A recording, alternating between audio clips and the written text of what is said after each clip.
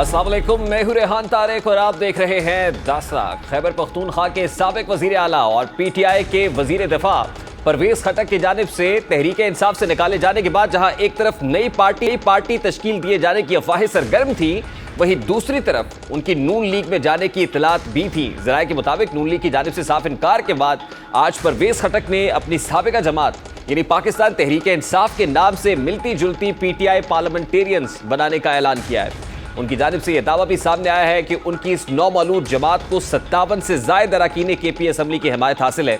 इस जमात में शामिल होने वाले तकरीबन नाम केपी के हवाले से बड़े तस्वुर किए जा रहे हैं, लेकिन इन सब नामों में से अहम नाम साबिक वजीर आला और केपी में वसीम अकरम प्लस समझे जाने वाले महमूद खान का है।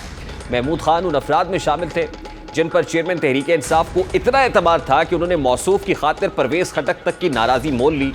गुज़श्ता 4 बरसों में परवेज खटक और महमूद खान आमने सामने रहे, लेकिन आज पीटीआई डूबती कश्ती से दोनों ने छलांग लगा दी है और दोबारा से एक मुख्तलिफ कश्ती के सवार बन गए हैं। रवा बरस 9 मई के वाक़यात के बाद कई रहनुमाओं ने पाकिस्तान तहरीक इंसाफ को अलविदा कहते हुए अपने रास्ते जमात से अलग कर दिए थे, लेकिन साबिक वज़ीर आला उन चंद रहनुमाओं में शामिल हैं जिन्हें न सिर्फ पीटीआई की जानिब से शो कॉज नोटिस जारी किया गया बल्कि उनकी पार्टी रुकनीत भी खत्म कर दी गई।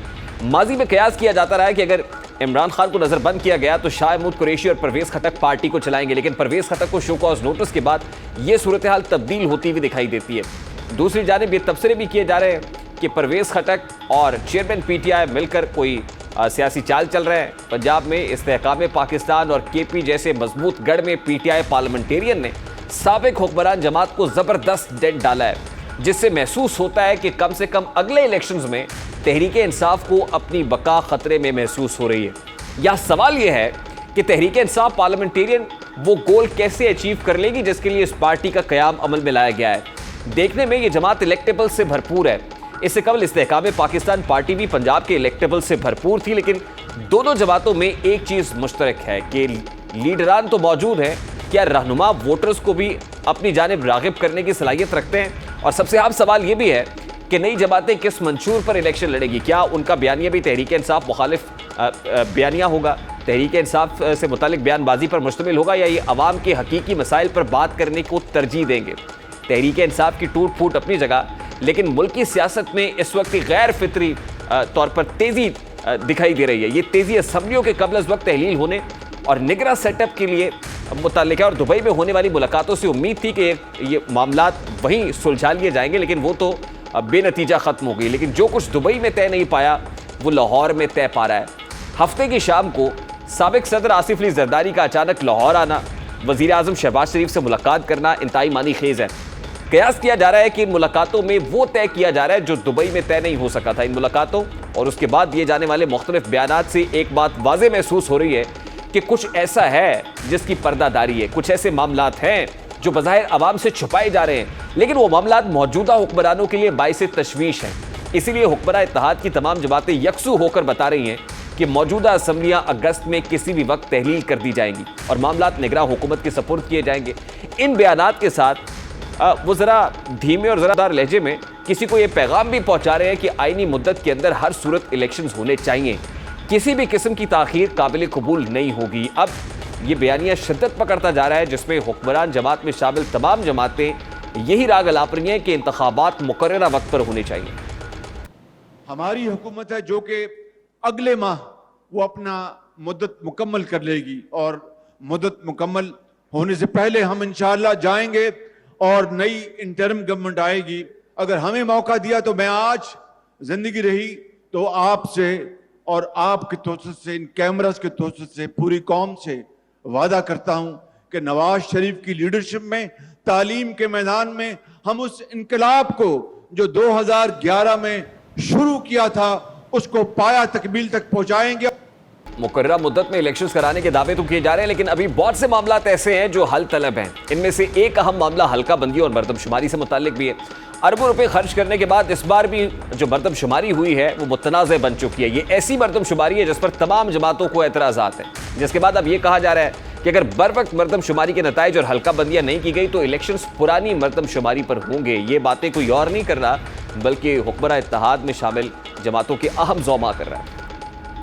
सर ये बताएं कि जो इलेक्शन होने जा रहे हैं ये किस मरदमशुमारी 2013 2017 या 2023? देखें, आज तो ये क्लैरिटी नहीं है। जो पहले हुए थे, जो कि नई डिलिमिटेशंस हो गई थी, फ़िलहाल तो वही है ना हमारे सामने जो इन वोग है। जब तक ये इसको लीगल स्टेटस नहीं मिलता ये सेंसस को, तब तक तो यही होगा। सर इससे इलेक्शन मजीद ताख़ीर का शिकार तो नहीं होगा? इंशाल्लाह नहीं होगा, इंशाल्लाह इलेक्शन टाइम पे होगा। अयाज सादिक का ये स्टेटेड पोजीशन है। एहसन इकबाल भी कुछ ऐसी ही बातें कर रहे हैं, लेकिन 2017 की मरदमशुमारी पर करवाने की मनसूबाबंदी जो इलेक्शंस की है, इस मरदमशुमारी पर हुक्मरान जमात में शामिल तमाम लोग इससे पहले क्या कहते रहे, कैसे एतराज़ात उठाते रहे, जरा उसकी एक झलक भी आपके सामने रखता है। पाकिस्तान पीपल्स पार्टी ने शुरू से जो 2018 का सेंसस है उस पे एतराज़ात उठाए हैं। मतलब 2018 के इलेक्शन से पहले एतराज़ उठाए कि हम इस सेंसस को सिर्फ इस सूरत में कबूल करते हैं कि अगर आप इस पीरियड में फौरन जल्दी, मेरे याद नहीं आ रहा 5% या 10%, कुछ छोटा सा हमने परसेंटेज डाला कि आप 5-10% का आप एक रिकाउंट करवा दें, और उस रिकाउंट अगर दुरुस्त निकलता है तो हम ये सेंसस मानते हैं, अगर दुरुस्त नहीं निकलता तो फिर आपको सेंसस फिर से करना। एक दो सूबे के जो इलेक्शंस है वो किसी और सेंसस पे होगा, और जो दूसरे सूबे के इलेक्शंस है वो एक नया डिजिटल फ्लॉड सेंसस पे होगा। तो ये पाकिस्तान पीपल्स पार्टी के लिए कबूल नहीं है। कमर ज़मान कायरा साहब ने हमें ज्वाइन कर लिया, लेकिन उससे पहले क्विकली खालिद मकबूल सिद्दीकी साहब एमके पाकिस्तान के जो कन्वीनर हैं, उन्होंने इस सेंसस से मुताल्लिक क्या कहा है, जरा उसकी एक झलक भी आपके सामने रखता हूं। हमने गुज़िश्ता 5 साल में बहुत कुर्बानियां देकर, अपने हिस्से से ज्यादा की कुर्बानियां देकर सिंध के शहरी इलाकों खुसूसन कराची में अमन खराब नहीं होने दिया है। और वफाक से भी ये मुतालबा करते हैं इंसाफ करें और जो वादे किए थे वो पूरे करें। इस शहर की आबादी 3 करोड़ के लगभग है और इससे कम पर हम किसी भी मरदमशुमारी के आदाद शुमार को तस्लीम नहीं करेंगे। मुशीर वज़ीर आज़म पाकिस्तान पीपल्स पार्टी के मरकज़ी रहनुमा कमर ज़मान कायरा साहब हमारे साथ मौजूद है। अस्सलाम वालेकुम कायरा साहब, बहुत बहुत शुक्रिया आपके वक्त के लिए।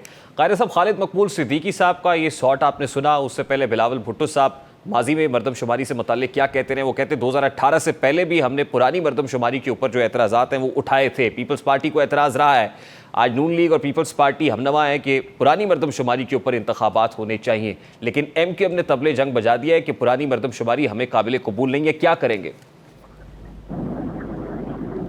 देखिए मसला तो यह है कि किसके लिए काबिल कबूल है, किसके लिए नहीं है। नई मरदमशुमारी के ऊपर भी तो MQM को वही तहफ़्फ़ुज़ात है जो पुरानी पे है। वो जो आपने शॉर्ट सुनाया उसमें तो उन्होंने वाज़ेह तौर पे कहा है कि कराची की आबादी 3 करोड़ के करीब है जी, और उससे कम एग्री नहीं है, तो इसका मतलब है वो इस मरदमशुमारी को नहीं मान रहे। लिहाजा इस मरदमशुमारी को भी अगर नहीं माना जाता और दोबारा उनके तहफ़्फ़ुज़ात, पहले भी अप्रैल में फाइनल होनी थी, पर सूबों के कभी किसी सूबे के तहफ़्फ़ुज़ात से इसको टाइम दिया गया और अभी तक ये फाइनल नहीं हुई। और पाकिस्तान का इलेक्शन मैक्सिमम नवंबर में होना है और उस इलेक्शन के अंदर नई मरदमशुमारी के तहत तो अभी टाइम ही नहीं है कि हल्का बंदियां हो सके। नई मरदमशुमारी को फाइनल करके CCI में वो अप्रूव हो, उसके बाद उसकी सीटें दोबारा एलोकेट हो, उसके लिए आईनी तरमीम चाहिए, कई सारे उसमें तकाजे हैं। लिहाजा पिछली मरदमशुमारी पे इलेक्शन कराना जो है वो कानूनी है। बाज़ हालात के जबर के तहत ही होता है ना, कोई ये चॉइस नहीं होती। लेकिन कायरा साहब, अगर ये मरदमशुमारी वाला मामला मुतनाज़ होता है तो क्या आप इंतखाबात को ताख़ीर का शिकार होता देख रहे हैं? ताख़ीर का शिकार नहीं हो सकते। अगर नई मरदमशुमारी पे इत्तेफाक राय नहीं होता तो फिर पुरानी मरदमशुमारी पे इंतखाब तो होने हैं, क्योंकि उससे पहले इंतखाब हो चुके, हल्के बंदियां हो चुकी। नई मरदमशुमारी के लिए वक्त नहीं है और उसके लिए भी मैंने अर्ज किया ना कि अगर वो मरदमशुमारी के आदाद शुमार एग्री किए जाए, सब एग्री कर जाए और वो नोटिफाई हो जाए और CCI से अप्रूव हो जाए, उसके बाद कहीं जाके वो वक्त आएगा कि आप कहें कि जी वो जो है उसके ऊपर नई मरदमशुमारी के ऊपर जो हल्का बंदियां की जाएं, उसका भी कोई कानूनी रास्ता फिलहाल मौजूद नहीं है। अब लेट हो गया और अब टाइम के मुताबिक आपको इसी पुरानी मरदमशुमारी के ऊपर ही काम करना है। और इलेक्शन कमीशन ने इस पे अनाउंस भी किया हुआ है कि हम पुरानी मरदमशुमारी पे अपना काम कर रहे हैं।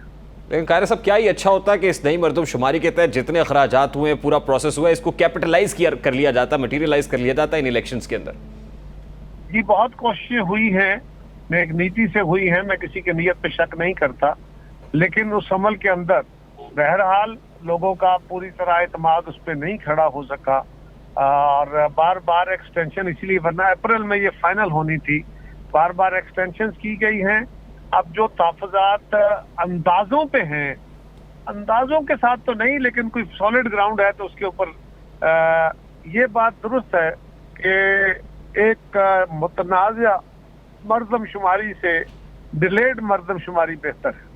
यानी बाय एनी मीन्स आप ये कह रहे हैं कि इलेक्शंस तो नवंबर में होने ही होने हैं, अब उसका कोई दूसरा हल नहीं है? जी, मरदमशुमारी उसके रास्ते की कोई रुकावट नहीं हो सकती। अच्छा कायरा साहब, अगर वाकई इतनी तेजी है तो फिर ये जो केयर टेकर सेटअप के हवाले से जो प्रोसेस है, आज शाहबूद कुरैशी साहब ने कहा कि दो बड़ों के दरमियान रेफर उन्होंने किया, आसिफ अली जरदारी साहब और शहबाज शरीफ साहब की हफ्ते के रोज होने वाली मुलाकात जो मॉडल टाउन में हुई, कि दो बड़ों की इस मुलाकात में नाम फाइनल कर लिया गया है, केयर टेकर प्राइम मिनिस्टर कौन होगा। Is it true sir? Shah Mahmood Qureshi साहब को शायद बैठे हों अंदर दरमियान में, मैं तो था नहीं, मेरे इल्म में तो मेरे भाई नहीं है, मेरी जमात के किसी के इल्म में नहीं है। जरदारी साहब से हमारी मुलाकात नहीं हुई कि उनसे पूछ सके, और इस मामले में नाम फाइनल करने के लिए प्राइम मिनिस्टर साहब अपने इत्तेहादियों से मशवरे कर रहे हैं, वो करेंगे, लेकिन उन्होंने फाइनल जब नाम करना है तो फिर लीडर ऑफ द अपोजिशन और लीडर ऑफ द हाउस दोनों ने मिलकर करना है, वो उनके दरमियान फाइनल होगा। लीडर ऑफ द अपोजिशन राजा रियाज साहब, और राजा रियाज साहब पर भी खासी तनकीद। जी जी, राजा रियाज साहब। और ये प्रोसेस कहां तक पहुंचा सर, इस हवाले से कंफर्म कर सकते हैं? कोई मुझे पता नहीं है जी कि ये उन्होंने अभी इस पे इसका क्या लेवल है, क्योंकि ये हर बंदे के साथ शेयर तो नहीं होता। तो कायरा साहब, ये वैसे केयर टेकर सेटअप जो आ रहा है, ये कितनी मुद्दत के लिए आ रहा है, कोई अंदाजा है? ये जी कोई 75 दिन से कोई ये कह लीजिए 100-105 दिन के लिए होगा। तो सर जो मिसाल पंजाब में सेट हुई, आपको लगता है कि ये वफाक में सेट नहीं होगी, मतलब वो कुछ भी आ जाए? कंपैरिजन नहीं है, इसका कोई कंपैरिजन नहीं है। बहुत दफा मैंने गुजारिश की है कि apples with apples, mangoes with mango compare होने चाहिए। यानी हुकूमत में शामिल तमाम तर जमातें ऑन बोर्ड है और कंसेंसस है कि नवंबर से आगे नहीं जाने देंगे, क्योंकि ये था कि पाकिस्तान मुस्लिम लीग नून ये चाहती है इलेक्शन को डिले किया जाए, पीपल्स पार्टी चाहती है फौरी तौर पर इलेक्शन हो। नवंबर से आगे जा नहीं सकता। पंजाब के इलेक्शन में जो डिले हुई वो बुनियादी तौर पे असेंबलियां तोड़ने का अमल गलत था, इरादा गलत था। उसके ऊपर सिवाय पीटीआई के पाकिस्तान की तमाम जमातों का इत्तेफाक था कि ये अगर इलेक्शन होता है तो ये मुल्क के लिए बहुत नुकसानदेह होगा। उसके ऊपर अदालत के अंदर तनाज़ा था, उसके अंदर वकला के अंदर तनाज़ा था, उस पर मीडिया के अंदर तनाज़ा था, लेकिन इसके ऊपर कोई दूसरी राय नहीं कि अब जब मुद्दत पूरी हो रही है असेंबली की तो उसके अंदर इजाफा नहीं हो सकता, ना केयर टेकर गवर्नमेंट इस तरह एक्सटेंड हो सकता। अच्छा कायरा साहब, लास्टली, क्योंकि ये एक तासुर है कि हुकूमत में शामिल जमातों की इनसिक्योरिटी भी बढ़ रही है, इसीलिए बड़ी शद्दोमत से कह रहे हैं कि इंतखाबात नवंबर बाय लेटेस्ट नवंबर में होने से आगे नहीं जाएंगे। वो ये है कि आज से पहले भी असेंबली मुद्दत पूरी होने के बाद ये कहा गया कि आईनी तौर पर इसकी मियाद बढ़ाई जा सकती है, 2024 भी हो सकता है। इकोनॉमिक ग्राउंड्स, इकोनॉमिक इमरजेंसी वाला मामला भी जो है वो सुनने में आता रहा, लेकिन अब जिस अंदाज में कहा जा रहा है, कहीं से इनसिक्योर महसूस कर रहे हैं कि अगर केयर टेकर सेटअप के हाथ में गया तो फिर पॉलिटिकल स्टेक होल्डर्स के हाथ से निकल जाएगा। मेरी क़यादत, मेरी जमात, मैं खुद, हम पिछले 4-6 महीने से वाज़ेह तौर पे ये बात कह रहे हैं कि इलेक्शन अपने वक्त पे होगा। मुस्लिम लीग की तरफ से किसी साहब ने ये बात नहीं कही मेरे इल्म में कि इलेक्शन में डिले हो सकता है। मेरे इल्म के मुताबिक मौलाना फजलुर रहमान साहब ने शायद एक आध दफा ये बात कही, लेकिन वो भी इस तरह नहीं, उनकी बात को मिस इंटरप्रेट भी किया गया। लेकिन ये था कि जी कोई इमरजेंसी लग सकती है, तो इमरजेंसी वाली तो सूरत हाल ही नहीं है मुल्क के अंदर। एक मुबाहिसा इसलिए था कि पंजाब और केपी का इलेक्शन डिले हुआ तो फिर मीडिया के अंदर एक डिबेट छेड़ दी गई, सोशल मीडिया में डिबेट छड़ी, उसको मेन स्ट्रीम मीडिया में ले लिया गया और स्पेकुलेशन हुई कि जी कोई एक्सटेंशन हो जाएगी, कोई मदद बढ़ जाएगी, क्या हो सकता है क्या नहीं। आप मीडिया वाले भी तो बड़ी दूर की कौड़ियां मिलाते हैं ना। सवाल आप कर देंगे कि क्या ऐसा हो सकता है, अगर मैं हो सकते के जवाब को दे दूं तो आप मेरा हो सकने वाला सवाल गायब हो जाएगा, फिर ये होगा कमर जमान कायरा ने ये कहा। तो इस तरह के कहने पे बहुत सारी बातें चिड़ी, लेकिन हम तो बड़े वाज़े तौर पे पहले दिन से कह रहे थे कि इलेक्शन का आगे जाने का कोई इम्कान नहीं है। एक बड़ी दूर की कौड़ी थी कि इकनॉमिक इमरजेंसी लग सकती है। इवन अगर इकनॉमिक इमरजेंसी हो भी जाए तो उसकी बुनियाद पे इलेक्शन डिले नहीं होते, और अब तो कोई इकनॉमिक इमरजेंसी है नहीं। चले कायरा साहब, जितनी शद्दोमत से अब आप लोग कह रहे हैं कि इंतखाबात हो जाएंगे नवंबर में, हम ये साउंड भी संभाल के रखेंगे। इसी शद्दोमत से हम पिछले 4-5 महीने से कह रहे हैं। ठीक सर, मुझे जाते जाते सिर्फ ये बता दें, केयर टेकर प्राइम मिनिस्टर का सिलेक्शन क्राइटेरिया क्या है, क्योंकि बहुत सारी बातें हो रही है और बहुत सारे नाम इस वक्त मार्केट में गर्दिश कर रहे हैं। सिलेक्शन क्राइटेरिया क्या है, कौन होना चाहिए? कोई इकोनॉमिक एक्सपर्ट आएगा, कोई साबिक जज, जर्नैल, ब्यूरोक्रेट, क्या कर रहे हैं सर? मेरी जाती राय में हर ऑफिस के लिए उसकी अपनी क्वालिफिकेशन है। वजीर आजम पाकिस्तान हो, चीफ मिनिस्टर हो, वज़रा हो, ये सियासी ऑफिस, खालिसतन सियासी ओहदे हैं और इन पे सियासी लोगों को होना चाहिए। जिस तरह जुडिशरी के अंदर हाई कोर्ट और सुप्रीम कोर्ट में वकला एलिवेट होते हैं, इसी तरह फौज के अंदर भर्ती होने वाले और ट्रेंड लोग आगे एलिवेट होते हैं या अगले ओहदों पे जाते हैं। ब्यूरोक्रेसी में भी ऐसे ही होता है। आपके मीडिया के अंदर भी जो लोग रिपोर्टिंग से चले थे वो ज्यादा बेहतर सहाफी हैं। सियासत के अंदर भी यही होता है। ये ऑफिसर्स खालिस्तान सियासी हैं। ये भले केयर टेकर गवर्नमेंट के लिए हो, इन पे सियासी लोगों का आना चाहिए। यही इन ओहदों की तौकीर और इज्जत का बायस होगा। वरना कोई जज अच्छा एडमिनिस्ट्रेटर या तो ऐसा न्यूट्रल सियासतदान कहाँ से लाएंगे कायरा साहब? ऐसा न्यूट्रल जज कहाँ से ले आओगे? न्यूट्रल जर्नल कहाँ से ले आओगे? न्यूट्रल सहाफी कैसे ले आओगे जो सबके लिए काबिल कबूल हो? न्यूट्रल कारोबारी कहाँ से आ जाएगा? ये न्यूट्रल का लफ्ज तो फिर कहीं पूरा नहीं होता मेरे भाई। तो फिर चेयरमैन पीटीआई ने सही कहा था, न्यूट्रल क्या होता है? कैसा टू वाइंड इट अप? मैं आपके साथ से ये कह रहा हूँ, आप थोड़ा गौर करें। जी। आप मुझे नाम बता दें, पाकिस्तान में कोई जज ऐसा है जिसपे इत्तेफाक राय हो जाए? यानी न्यूट्रल कोई भी नहीं है कायरा साहब, जिसपे इत्तेफाक राय हो जाए तो फिर इसी तरह उनका करना है, किसी सियासतदान पे भी कर ले। इन ऑफिसेज में क्या ये सियासी ऑफिसेज हैं कि नहीं? बिल्कुल सही कह रहे हैं आप, सियासी ऑफिसेज हैं, लेकिन सियासी लोग आने चाहिए। आइडियली केयर टेकर सेटअप के बारे में कहा जाता था कि गैर जानिबदार सेटअप होना चाहिए। आप कह रहे हैं कि गैर जानिबदार कुछ भी नहीं होता? नहीं, गैर जानिबदारी का इशू नहीं है। सियासतदानों के अंदर बहुत सारे लोग वो किरदार वाले हैं जो यकीनन जब अगर उनको ये मौके पे ये जिम्मेदारी डाली जाए तो वो बिल्कुल न्यूट्रल बिहेव कर सकते हैं। ये ऐसी बात नहीं है। क्या मुल्क के अंदर माजी में हमने दीगर लोगों को जिम्मेदारियां दी, उन पे सवाल नहीं उठे? लेकिन ये भी तो आप ही लोग कहते हैं ना कि जितना पोलराइज्ड एनवायरनमेंट आज है due to some certain reasons या किसी का पैदा करता है, वो पहले कभी नहीं था। अगर सब जमातें इत्तेफाक कर ले तो ये मुमकिन है। और सब जमातें एक्सेप्ट पीटीआई यानी माइनस पीटीआई, सब जमातें वो तो हुकूमत में है ही। इस वक्त है ना, मसला ये है कि जो प्रोसेस का हिस्सा लोग हैं उन्हीं से अपने मशवरे कर रहे हैं ना। पीटीआई से भी पूछ ले। ठीक, बहुत शुक्रिया कायरा साहब आपके। पाकिस्तान पीपल्स पार्टी के मरकजी रहनुमा और मुशीर वजीर आजम कमर ज़मान कायरा साहब हमारे साथ मौजूद थे। आज खालिद मकबूल सिद्दीकी साहब ने जिस गम गुस्से का इजहार अपने प्रेसर में किया है, वो अहम हुकूमती स्टेक होल्डर है। और एमक्यूएम पाकिस्तान के तहफ़्फ़ुज़ात इस वक्त क्या है? एमक्यूएम पाकिस्तान के रहनुमा डॉक्टर अरशद वोरा हमारे साथ मौजूद हैं। अस्सलाम वालेकुम डॉक्टर अरशद वोरा साहब, बहुत शुक्रिया आपके वक्त के लिए। मुझे सबसे पहले तो ये बताइएगा कि जो केयर टेकर सेटअप का प्रोसेस है, क्या इस प्रोसेस का हिस्सा एमक्यूएम पाकिस्तान नहीं है?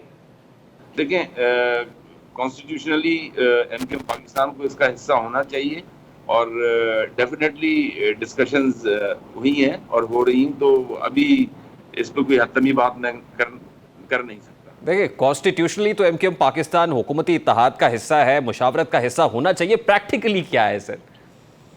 देखिए, पीपल्स पार्टी के साथ हम सिंध में, सूबा सिंध में हम अपोजिशन में हैं। तो सूबा सिंध में क्योंकि हम अपोजिशन में हैं, यहाँ हमारा स्टेटस डिफरेंट है। फेडरल गवर्नमेंट में हमारा स्टेटस डिफरेंट है। नहीं, वो बात तो आपकी दुरुस्त है। तो केयर टेकर सेटअप तो सेंटर में बन रहा है ना सर, सेंटर में मुशावरत की बात हो रही है, तो वहां तक का जहां मामला है वहां पीपल्स पार्टी के साथ बैठे हुए हैं, आप ऑन बोर्ड हैं? जी देखिए, ऑन बोर्ड वहां जाहिर सी बात है, जब गवर्नमेंट में है तो फिर ऑन बोर्ड है। यानी वजीर आजम ने आपको ऑन बोर्ड लिया है, एमक्यूएम पाकिस्तान इस मुशावरत में ऑन बोर्ड है, आप ये कंफर्म कर रहे हैं? जी, जो मीटिंग्स हुई हैं उसमें डेफिनेटली डिस्कशन हुआ है। तो डॉक्टर साहब बता सकते हैं ये प्रोसेस कहाँ तक पहुंचा है? ये इस पे मैं अभी देखें, मैंने जिस तरह कहा कि इट्स एन ऑनगोइंग प्रोसेस, अभी इस पे कुछ डिस्कस करना या डिबेट करना इज डिफिकल्ट राइट नाउ। लेकिन आज शाह महमूद कुरैशी साहब ने कहा ना कि दो बड़ों के माबैन केयर टेकर प्राइम मिनिस्टर का फैसला हो चुका है। उन्होंने रेफर किया आसिफ अली जरदारी साहब और शहबाज शरीफ साहब की मीटिंग को जो लाहौर मॉडल टाउन में हुई है। क्या ये बात दुरुस्त है कि केयर टेकर प्राइम मिनिस्टर का नाम फाइनल हो गया है? सर ये शाह महमूद कुरैशी साहब से पूछें, जब वो खबर दे रहे हैं तो उन्हीं से पूछें, हमारे पास तो ये खबर नहीं है अभी। आपकी मालूमात में अभी तक जब हमारी और आपकी बात हो रही है, ये ऐसी कोई खबर आपके पास नहीं है? जी ऐसी खबर है नहीं, और ऐसी खबर होगी तो डेफिनेटली आफ्टर डिस्कशन फाइनल होगा। कोई मीटिंग तो होगी ना, एक मीटिंग तो होगी। अगर इन केस अगर जो शाह महमूद कुरैशी साहब की भी बात को हम अज्यूम कर लें कि वो सही है, तो कम से कम एक मीटिंग तो होगी ना, डायरेक्ट ऊपर से तो नहीं कोई आएगा। नहीं, लेकिन मीटिंग्स तो दो बड़े पॉलिटिकल स्टेक होल्डर्स में आजकल हो रही हैं। दुबई में होने वाली मुलाकातों पर मौलाना फजलुर रहमान को बड़े तहफ़्फ़ुज़ात थे। केयर टेकर के अलावा दूसरे भी तो 10 इश्यूज है ना जिस पे वो मीटिंग करेंगे। ठीक, यानी आप ये कह रहे हैं जो मीटिंग्स अभी नजर आ रही हैं वो केयर टेकर सेटअप से हट के भी बहुत सारे इश्यूज हैं जिन पे बात हो रही है। सर मुझे ये डेफिनेटली आप सबके इल्म में है। अच्छा सर, मुझे ये बताइए कि ये जो इंतखाबात होने जा रहे हैं, अल्लाह करे अक्टूबर नवंबर में अगर हो रहे हैं, तो ये पुरानी मरदमशुमारी पे ही हो रहे हैं? देखिए उसूलन तो कॉन्स्टिट्यूशनली क्योंकि नई मरदमशुमारी हो चुकी है और नई मरदमशुमारी पर नई हल्काबंदियां होनी चाहिए और नई मरदमशुमारी पर ही इलेक्शन होने चाहिए। कॉन्स्टिट्यूशनली नई मरदमशुमारी पर इलेक्शन होने चाहिए। 2022 की जो हल्काबंदियां की गई हैं उस पर आज तक एक ज़मीनी इलेक्शन भी नहीं हुआ, और वो हल्काबंदियां जो है वो ऑलरेडी एक्सेप्टेबल नहीं है। जाहिर सी बात है उसमें बहुत सारे प्रॉब्लम्स हैं, बहुत इश्यूज हैं उसमें। जिस तरीके से खासतौर पर सिंध में जो है नए नए डिस्ट्रिक्ट बने हैं, फिर उसके बाद जो हल्काबंदियां की गई हैं उन हल्काबंदियों में पहले भी हमारा ये इशू रहा है कि किसी जगह पे 50,000 वोट पे जो है एक सूबाई असेंबली की सीट है, किसी जगह पे 2.5 लाख एक सूबाई असेंबली की सीट है। इसी एक ही शहर में अगर ये इनजस्टिस है, फिर कहीं पे ऐसा होता है कि एक कॉन्स्टिट्यूंसी जो है वो एक डिस्ट्रिक्ट के अंदर जो है वो 2.5 आ रही है और आधी जो है वो 3 अगर है तो आधी वो किसी और डिस्ट्रिक्ट में आ रही है। तो ये सारी अनोमलीज हैं जिनको के दूर होना चाहिए। इस पर प्रॉपर बैठकर मैं समझता हूँ कि इलेक्शन कमीशन को सबको ऑन बोर्ड लेकर ये हल्काबंदियां दुरुस्त करनी चाहिए। ये हल्काबंदियां पाकिस्तान पीपल्स पार्टी ने जो उनको सूट करता है accordingly they have done this delimitation. नहीं, लेकिन डॉक्टर अरशद वोरा साहब, अभी तक तो नए सेंसस को नोटिफाई भी नहीं किया गया। नोटिफिकेशन होने के बाद काउंसिल ऑफ कॉमन इंटरेस्ट का इजलास भी होना है, उसके बाद डिलिमिटेशंस का प्रोसेस है। ये तो दिल्ली दूरस्थ वाली बात है, ये लंबा चौड़ा प्रोसेस है, ये ओवरनाइट तो हो नहीं सकता है। और आपकी हुकूमती इत्तेहादी भी ये कह रहे हैं कि इंतखाबात तो पुरानी मरदमशुमारी पे ही होंगे। देखिए अगर हुकूमती इत्तेहादी ये कह रहे हैं तो हमारा मौक़िफ़ तो इससे अलग है। हमारा मौक़िफ़ ये है कि इलेक्शन, देखिए कॉन्स्टिट्यूशनली इलेक्शन जो है वो आप वक्त पे कराएं, लेकिन आप ये जो जिस तरीके से डिलिमिटेशन ओवरनाइट्स हो गई थी तो इसको स्टडी करके इसको दोबारा एड्रेस किया जा सकता है ना। आपकी जो मरदमशुमारी है वो मरदमशुमारी जो है उसके ऑलमोस्ट बिल्कुल उसके आखिरी मराहिल हैं। मरदमशुमारी मुकम्मल हो चुकी है, ऑडिट इज ऑलमोस्ट कंप्लीट। अब ऑडिट हो जाएगा तो रिजल्ट अनाउंस करना है ना, तो फिर उसके बाद इसमें कौन सा ऐसा मतलब इसी पाकिस्तान की पॉपुलेशन है, इसी शहर की पॉपुलेशन है, उसको फाइनल करके उसको बताना। देखिए ना, आपने बताया कि केयर टेकर सेटअप के प्रोसेस के हवाले से जो मुशावरत हो रही है उसमें आप ऑन बोर्ड है। अगर आप ऑन बोर्ड है तो इस इशू को उन मुलाकातों में टेकअप नहीं किया गया, उन मीटिंग्स में नहीं उठाया गया? बिल्कुल किया गया है, बिल्कुल किया गया है। आज आपने प्रेस कॉन्फ्रेंस, खालिद मखबूल सिद्दीकी साहब जो हमारे कन्वीनियर हैं, आज शायद आपने उनकी प्रेस कॉन्फ्रेंस जी मैंने बिल्कुल सुनी है। उसमें तो खासा गमो गुस्सा था उनके लबो लहजे के अंदर, और लग रहा था कि इत्तेहादी जो है उनमें कई टूट फूट या डिफरेंसेस जरूर मौजूद है। देखिए अब तो इस वक्त तो सबने अपना अपना पार्टी की पॉलिसी देखनी है, अपने अपने वोटर्स के इश्यूज को एड्रेस करना है, और इलेक्शन मोड में जब जाना है, जब इलेक्शन मोड में जाना है तो डेफिनेटली हमें अपने इलाके का, अपनी आवाम का जो है उसकी प्रॉपर रिप्रेजेंटेशन करनी है, ताकि हम कॉन्स्टिट्यूशनली अपनी आवाम को सेव कर सकें, उनको उनका जायज़ हक दिलवा सकें। जो पहले होता रहा है हम नहीं चाहते कि इस तरह वो कंटिन्यू करे आइंदा। और इसके लिए अगर इंतखाबात डिले होते हैं तो डिले हो जाए, भले डिले हों, इस पे एमकेएम को कोई एतराज नहीं। सर मैं आपसे अर्ज कर रहा हूं कि अगर ये सिंसियरिटी से ये काम करें तो इसमें इंतखाबात डिले होने की कहीं गुंजाइश नहीं है। तो क्यों नहीं कर रहे और कौन नहीं कर रहा? क्योंकि ये पीपल्स पार्टी का ही तो मौकिफ नहीं है, ये तो पाकिस्तान मुस्लिम लीग नून बड़े शद्दोमत से कह रही है। हत्ता कि जो मरदमशुमारी के इंचार्ज मिनिस्टर है एहसन इकबाल साहब, वो बड़ा बबांगे दोहल कह रहे हैं कि पुरानी मरदमशुमारी पे होंगे। अगर सिंसियरिटी या सीरियसनेस हो तो वो ये कहें कि नहीं, नई मरदमशुमारी पे होने चाहिए इंतखाबात, जो माजी में उनका मौकिफ रहा है। बिल्कुल, हम बहरहाल हमारा मौकिफ आज भी यही है, बड़ा क्लियर मौकिफ है कि मरदमशुमारी अगर हो गई है तो नई मरदमशुमारी पर हल्का बंदियां होनी चाहिए और उस पर इलेक्शन होने चाहिए। अगर इलेक्शन जो है 2 महीने के बजाय 3 महीने में होते हैं और ये प्रोसेस विद इन 2 मंथ्स और 3 मंथ्स कंप्लीट होता है, तो फिर क्या मुजाहिदा है कि फिर आप जो है इसको नई मरदमशुमारी पर और नई हल्का बंदियों पर नहीं करते। कम से कम आवाम को, कराची की आवाम को, सिंध के देही शहरी इलाकों की आवाम को एक जस्टिस तो मिले। ये आपका जायज मुतालबा है, लेकिन इसके ऊपर क्या रिस्पॉन्ड करते हैं आपको आपके इत्तेहादी? नून लीग क्या कह रही है, पीपल्स पार्टी क्या कह रही है? क्योंकि पब्लिकली तो वो यही कह रहे हैं कि पुरानी मरदमशुमारी पे होगा। जब आप मीटिंग्स में इस इशू को टेकअप कर रहे हैं तो क्या कह रहे हैं आपको वो? देखें, जिस तरीके से वो ये कह रहे हैं उसी तरीके से वो उन्होंने सारी रिस्पॉन्सिबिलिटीज इलेक्शन कमीशन पे भी तो डाली हैं। अब इलेक्शन कमीशन को भी तो सोचना है कि भाई इफ देयर इज जो आपकी मरदमशुमारी हो चुकी है उसके नताइज अगर आ जाते हैं 10-15 दिन में, 2-3 हफ्तों में, तो फिर उसके बाद उनके लिए कोई इतना बड़ा काम। बहुत बहुत शुक्रिया। डॉक्टर अरशद वोरा एमक्यूएम पाकिस्तान के रहनुमा हमारे साथ मौजूद थे। अभी एक ब्रेक लेंगे और ब्रेक के बाद जब वापस आएंगे एक तरफ सेंसस का मामला है, इलेक्शंस अगर डिले होते हैं हो जाएंगे, एमक्यूएम पाकिस्तान कह रही है, एक तनाज़ा खड़ा हो रहा है। दूसरी तरफ सिक्योरिटी एक बहुत बड़ा चैलेंज है। ये सिक्योरिटी जो सरहद के ऊपर सिक्योरिटी खतरे को देखते हुए 258वीं कोर कमांडर्स कॉन्फ्रेंस हुई है और एक तरफ ये सब कुछ हो रहा है, दूसरी तरफ इलेक्शंस की बात हो रही है। ये सब एक साथ पैरेलल कैसे होगा, बात करेंगे इस ब्रेक के बाद। हमारे साथ रहिए।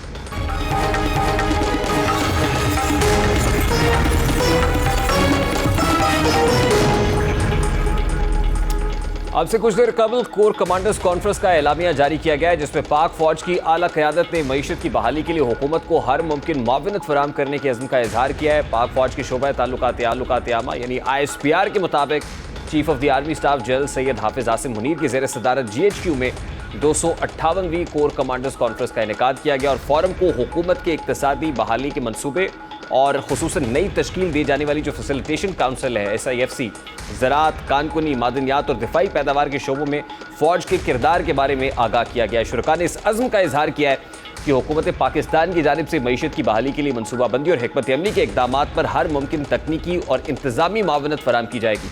इस मौके पर फोरम ने दहशतगर्दी के खतरात के खिलाफ मादरे वतन के दिफा में बहादुर सिपाहियों की मुसलसल कुर्बानियों को ज़बरदस्त खिराज तहसीन पेश किया है, जबकि कॉन्फ्रेंस में शुरका को दाखिली सलामती की मौजूदा सूरत हाल पर ब्रीफिंग भी दी गई है। ISPR के मुताबिक कलदम TTP और उसके दीगर गिरोहों के दहशतगर्दों को पड़ोसी मुल्क में महफूज पनागाहें और कार्रवाई की आज़ादी और दहशतगर्दों को जदीद तरीन हथियारों की दस्तियाबी पर अफसोस का इजहार भी किया गया है, जबकि पाक फौज की ऑपरेशनल तैयारियों और तरबियती पहलुओं पर भी तफसील से गौर किया गया है। Chief of the army staff ने कहा है कि मारूजी तरबियत हमारी पेशा वराना महारत का खासा है और हमें अपनी कौमी सलामती को लाहक किसी भी खतरे से निपटने के लिए हमेशा तैयार रहना चाहिए। आर्मी चीफ अपना कामयाब दौरा ईरान मुकम्मल करके वतन वापस लौट। ये दौरा बुनियादी तौर पर 2 तरफा सिक्योरिटी ताउन से मुताल्लिक था। यही वजह है कि अब कहा जा रहा है कि इस दौरे के फ़वाइद आइंदा चंद रोज़ में और पाकिस्तान और ईरान की लंबी सरहद पर अमन लौट आने की सूरत में दिखाई देंगे और सिपह सलार की कोशिशों की वजह से ईरान की हद तक मुल्क को दरपेश सिक्योरिटी चैलेंजेस का हल निकाला जा चुका है। लेकिन इसी दौरान अफगानिस्तान की जानिब से गैर मुनासिब रवैया और बयानात का सिलसिला भी जारी है, जिससे सरहद के दोनों अतराफ सियासतदानों से लेकर सिपाहियों तक कशीदगी की सूरत हाल है। गुज़श्ता हफ्ते अफगान तालिबान के अक़वाम मुत्तहिदा में नुमाइंदे सुहेल शाहीन ने भी एक इंटरव्यू में कहा था कि तहरीक तालिबान पाकिस्तान यानी TTP अफगानिस्तान में नहीं बल्कि पाकिस्तान के कबायली इलाकों में है, पाकिस्तान के अंदर है, तो ये उनकी जिम्मेदारी है, हमारी नहीं। इसके जवाब में वज़ीर दिफ़ा ख्वाजा आसिफ ने हफ्ता यानी 15 जुलाई को कहा था कि अफगानिस्तान न तो हमसाया मुल्क होने का हक अदा कर रहा है और न ही दोहा मुआहिदे की पासदारी कर रहा है। ख्वाजा आसिफ ने मज़ीद कहा था कि 50 से 60 लाख अफगानों को तमाम तर हुकूक के साथ पाकिस्तान में 40-50 साल से पनाह मैसर है। इसके बरक्स पाकिस्तानियों का खून बहाने वाले दहशतगर्दों को अफगान सरजमीन पर पनाहगाहें मैसर हैं।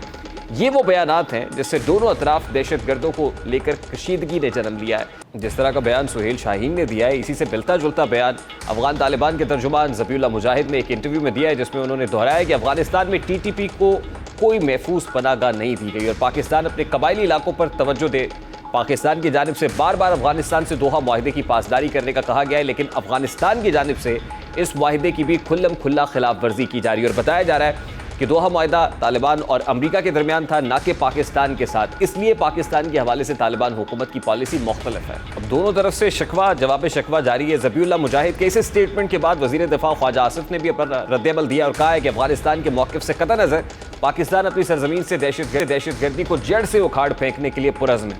वज़ीर दिफा ने इतवार की रात अपने ट्विटर पैगाम में मज़ीद कहा कि इस बात से कतई नज़र है कि काबुल अपनी सरजमीन से अस्करियत पसंदों के खात्मे की ख्वाहिश रखता है या नहीं। पाकिस्तान पीपल्स पार्टी से ताल्लुक़ रखने वाले सीनियर सियासतदान और साबिक़ सेनेटर फ़रतुल्लाह बाबर ने ज़बीउल्लाह मुजाहिद के बयान पर रद्द-ए-अमल में अपनी परेशानी का इजहार करते हुए कहा कि क्या इससे ये समझा जाए कि अमरीका और तालिबान के दरमियान मुआहिदा अफ़गान तालिबान को कुछ अस्करियत पसंदों के खिलाफ कार्रवाई का पाबंद बनाता है और कुछ के खिलाफ नहीं। अफ़गान तालिबान के तर्जुमान ज़बीउल्लाह मुजाहिद का ये बयान अफ़गानिस्तान की सरजमीन किसी भी मुल्क बशमूल पाकिस्तान के खिलाफ किसी भी किस्म की कार्रवाइयों में इस्तेमाल नहीं हो रही और अफ़गानिस्तान में TTP की कोई भी पनाहगाह मौजूद नहीं है, हक़ाइक़ से बिल्कुल बरक्स है, ये मनाफी है। आज ज़बीउल्लाह मुजाहिद के TTP के मुतालिक बयान के बारे में आपको हक़ाइक़ से आगाह करते हैं। क्या हालिया दिनों में अफ़गान तालिबान ने बदनाम ज़माना TTP कमांडर यासिरपुर के जो पाकिस्तानी सिक्योरिटी फोर्सेस के खिलाफ कई हमलों में मुलव्वस था, उसकी काबुल में भरपूर मेज़बानी नहीं की। उन्हें खुसूसी परवाज़ के ज़रिए काबुल में सदारती महल का दौरा नहीं कराया गया। क्या तालिबान की आला क़यादत मुफ्ती नूर वली महसूद, हाफिज़ गुल बहादुर और अलीम खान खुशाली बरमल, खोस्त और लिबन में रिहाइश पजीर नहीं है?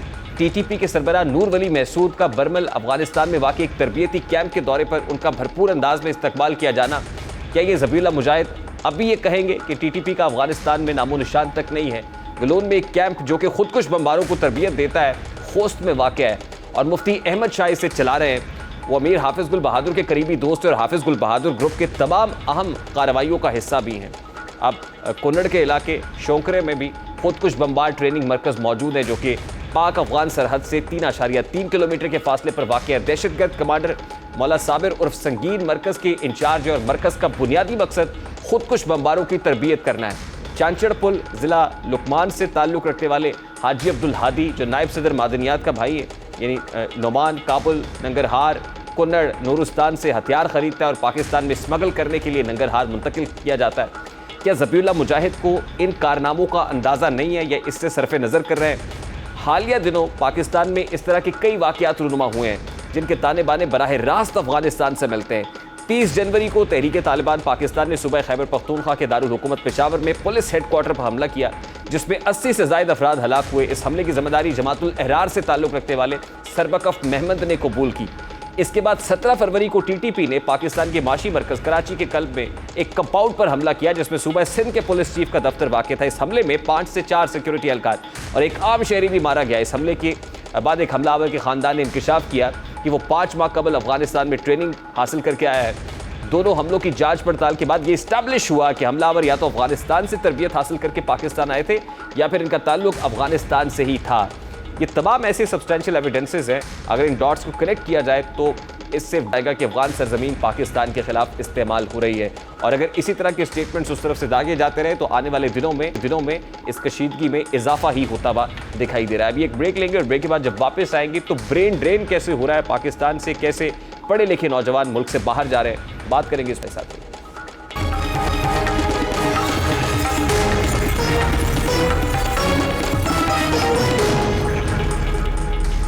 नौजवान तबका किसी भी माशरे की कुव्वत होता है, उसी के दम कदम से ज़िंदगी में लहर दौड़ती है। यही तरक्की और खुशहाली का सबसे बड़ा अंसर होता है। पाकिस्तान में 64% आबादी की उम्र 30 बरस से कम है। हर साल 40 लाख नौजवान रोज़गार की उम्र में दाखिल होते हैं जिनमें से सिर्फ 39% को रोज़गार मैसर आता है।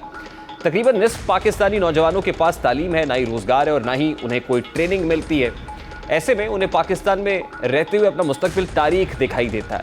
वो बैरून मुल्क जाने के ख्वाब देखना शुरू कर देते हैं। यही वजह है कि पिछले बरसों से नौजवानों में मुल्क छोड़कर बैरून मुल्क जाने का रुझान जोर पकड़ता जा रहा है। सबसे बड़ा अलमिया ये है कि पढ़े लिखे और हुनरमंद नौजवान भी मुल्क में रहने को तैयार नहीं है। ये पढ़ा लिखा तबका मुल्क से बाहर जा रहा है, यानी मुल्क को छोड़ने पर मजबूर है, मुल्क के हालात के हाथों परेशान है। गुज़श्ता बरस तकरीबन 7 लाख के आदमी बैरून मुल्क जाने में आफियत जानी, लेकिन रवा बरस के 6 माह के आदादो शुमार इंतहाई हैरान कुन और खौफजदा कर देने वाले हैं। रवा साल के इब्तदाई 6 माह यानी जनवरी ता जून के दौरान 3,95,166 अफराद बैरून मुल्क रोजगार के हुसूल के लिए जा चुके हैं। तारिकीन वतन में पंजाब से सबसे ज्यादा 2,23,090 अफराद बैरून मुल्क गए। खैबर पख्तूनख्वा से 1,16,794, सिंध से 30,946, आज़ाद कश्मीर से 15,136, बलूचिस्तान से 4,002, वफाक से 4,513, जबकि दीगर इलाकों से 685 अफराद बैरून मुल्क रोजगार के हुसूल के लिए गए।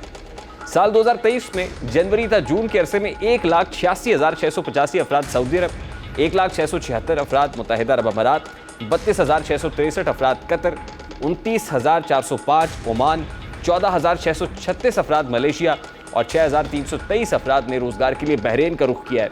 रवा साल 4,015 engineer, 3,764 accountants, 2,011 nurses, 1,583 doctors, 1,405 computer experts, 604 असातिज़ा जबकि 333 डिज़ाइनर बैरून मुल्क रोजगार के लिए गए हैं। अगर इन प्रोफेशंस को, इन डोमेन्स को देखा जाए तो इंतहाई एक्सपर्ट्स लोग, टेक्निकल डोमेन्स के लोग जब मुल्क छोड़ के बैरून मुल्क जाने में आफियत जानेंगे तो यकीनन मुल्क के लिए लम्हा फ़िक्रिया और अलमियत है। ये ब्रेन ड्रेन नहीं है तो और क्या है। मुझे रेहान तारिक को इजाज़त दीजिए, अपना बहुत सारा ख्याल रखिएगा। अस्सलाम वालेकुम।